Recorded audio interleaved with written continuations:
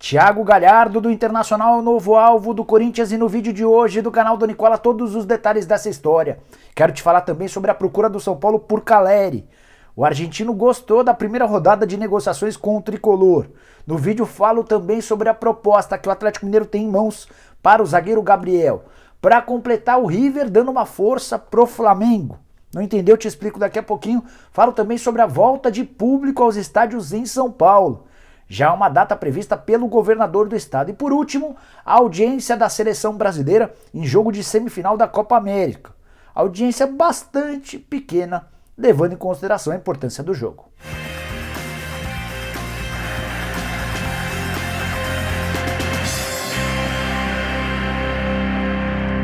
Fala aí pessoal, sou o Jorge Nicola, bem-vindos a mais um vídeo do canal, que honra ter vocês por aqui. Antes de passar as informações, só pedir para deixarem like, para se inscreverem no canal e lembrar que o programa do Nicola dessa terça-feira começa às 7 horas da noite. Ótima chance de você tirar dúvidas a respeito do seu time do coração. O que eu não souber responder, repasso para as minhas fontes via WhatsApp e tento contar sobre a resposta ainda durante o programa. Bom, bora começar o vídeo, não sem antes dividir uma última dica super importante. Você é bom de bolão? Então saiba que a Betano, casa de apostas europeia que é patrocinadora master do Fluminense e do Atlético Mineiro, criou o bolão Betano, com disputas da Copa América e da Eurocopa. Você não gasta absolutamente nada para participar e se mandar bem nos seus palpites, pode ganhar até R$20 mil em apostas grátis na Betano. E já está valendo para o jogo dessa terça-feira entre Espanha e Itália, uma das semifinais da Euro. Você tem palpites para o jogo? Então diga quem vai vencer e quem vai ser o autor do primeiro gol. Se você acertar essas duas respostas, vai dividir os R$20 mil em apostas grátis com os outros acertadores. Se interessou, né? Então cadastre-se agora mesmo no betano.com através do link que está na descrição desse vídeo e ainda receba um bônus de boas-vindas de 100% no valor do seu primeiro depósito. Mas lembre-se, apostar deve ser algo divertido sempre. Se deixou de ser, tá mais do que na hora de você parar. Jogue sempre com responsabilidade. Betano Brasil, o jogo começa agora. Bora começar o vídeo falando sobre a seleção brasileira, primeira classificada para a final da Copa América, vitória magra. Depois de um primeiro tempo muito bom e um segundo tempo horroroso contra o Peru. O único gol da partida marcado por Paquetá, que dessa vez foi titular e decisivo para a classificação brasileira. O que eu queria falar sobre esse jogo é a audiência do SBT na concorrência com a Globo. Você deve saber que o SBT é quem transmite em TV aberta os jogos da seleção na Copa América. E a audiência não tem emplacado. Na noite dessa segunda-feira, a maior audiência do torneio. 14 pontos de média com picos de 17. Resultado que permitiu ao SBT superar a marca da estreia da seleção brasileira na Copa América quando conseguiu 13,6 pontos de média de audiência. Mas, na comparação com a Globo, o resultado ainda é pífio. 14 pontos de média contra 25 da grande rival, que teve no mesmo horário Salve-se Quem Puder, Jornal Nacional e a novela Império. Ou seja, a seleção brasileira disputando uma semifinal de Copa América teve metade da audiência de duas novelas e do principal programa jornalístico da Globo.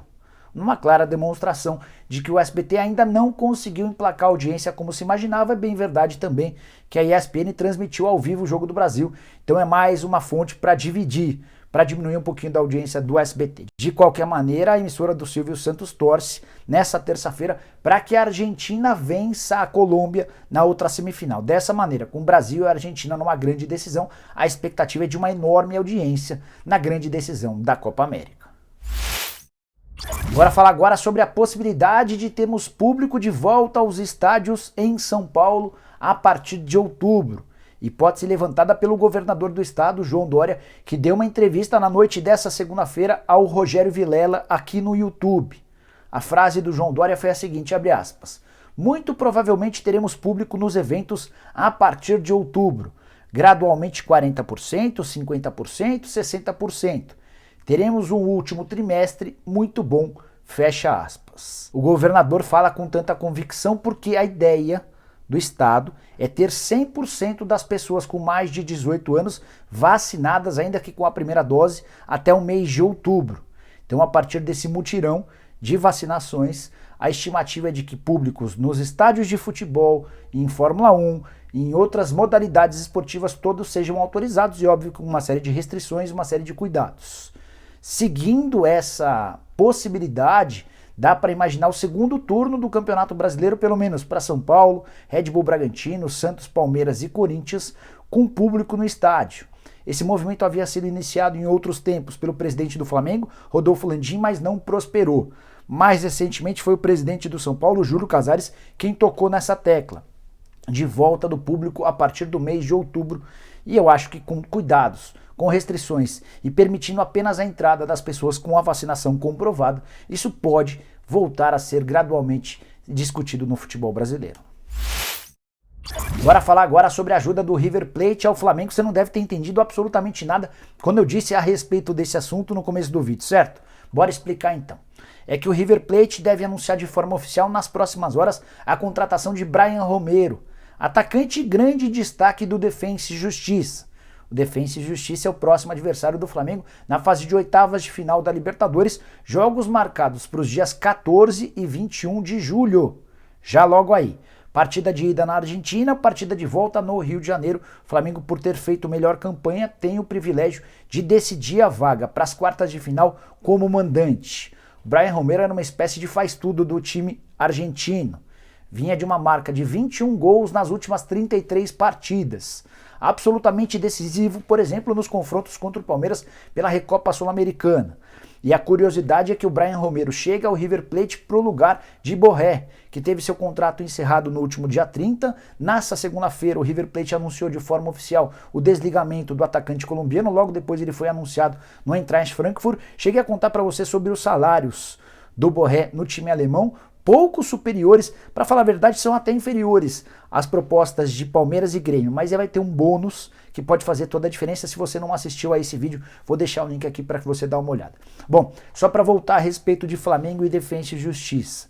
Enquanto o Flamengo vai se reforçando com a volta dos atletas que defendiam seleções sul-americanas na Copa América, o Defensa e Justiça perde seu grande astro, situação que merece comemoração por parte do torcedor rubro-negro, ainda mais diante da instabilidade do time de Rogério Ceni apresentada nos últimos jogos. Bora falar agora sobre o Atlético Mineiro, que pode anunciar nos próximos dias a venda do zagueiro Gabriel. Conversando com o dirigente do Galo, ele me confirmou que existe na mão do Atlético uma proposta oficial de um time japonês. Ele não quis confirmar, mas o que se especula é que esse clube interessado no zagueiro é o Yokohama FC, que é a lanterna da J-League, a primeira divisão do campeonato japonês. A campanha do Yokohama é horrorosa. São 8 pontos conquistados em 21 jogos. A curiosidade é que o Gabriel tem contrato longo com o Atlético Mineiro. Ele renovou recentemente até 2023. Zagueiro de 26 anos de idade, empresariado pelo Deco, ex-jogador da seleção portuguesa, bastante conhecido do torcedor brasileiro. Essa oferta na mão do Atlético ainda não foi aceita, embora esteja em discussão com o Yokohama. Sabe aquela história de, você precisa pagar um pouquinho mais aqui, deixar um percentual diferente ali, eu gostaria desse pagamento de forma adiantada.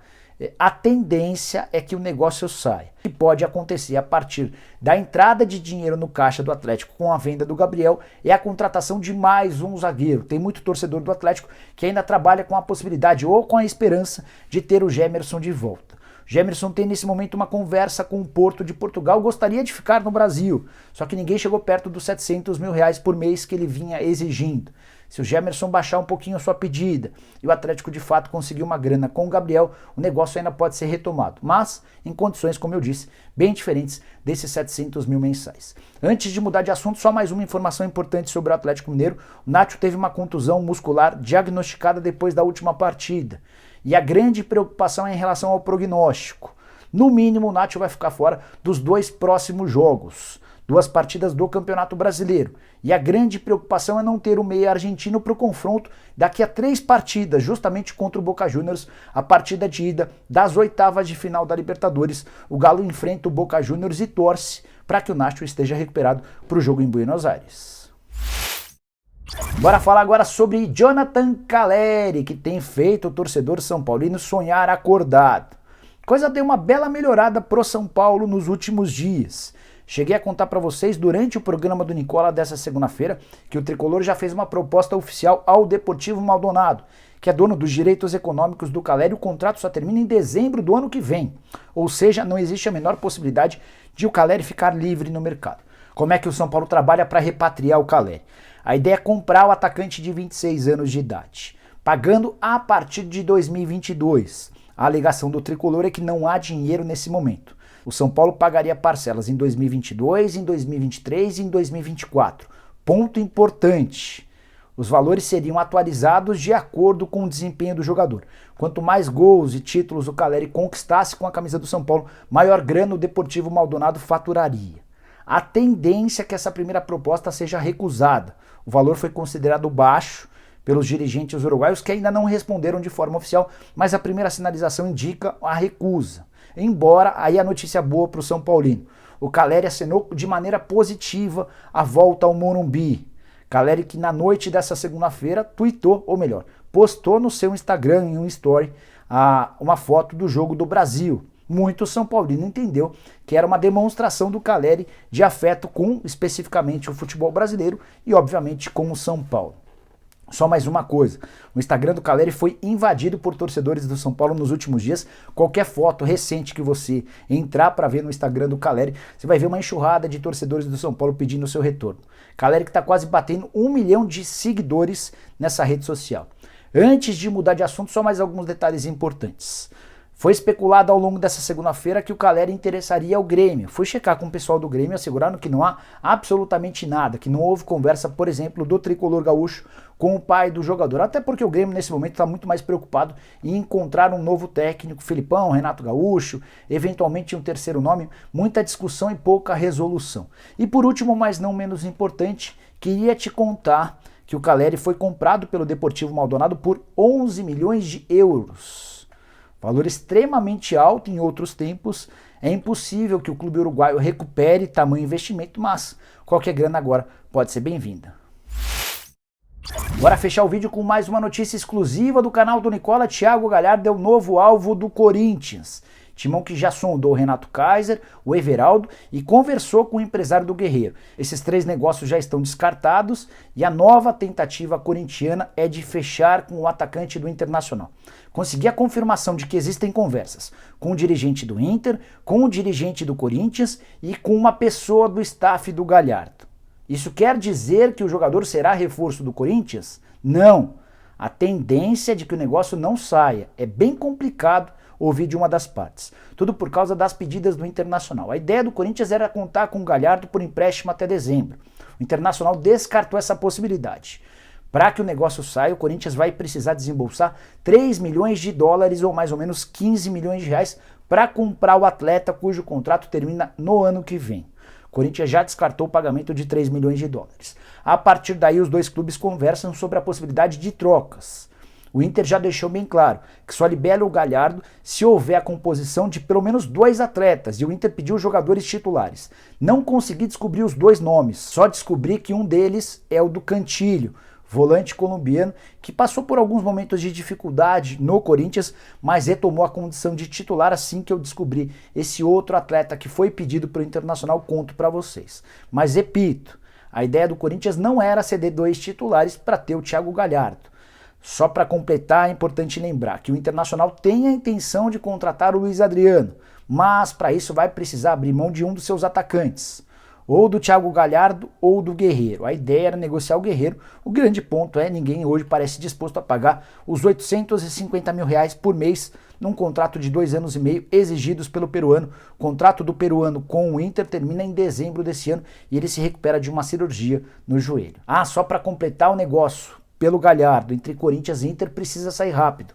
Isso porque o Galhardo já tem 5 jogos no Campeonato Brasileiro. Se ele, por exemplo, atuar na quarta-feira contra o São Paulo, vai completar a 6ª partida no Brasileirão.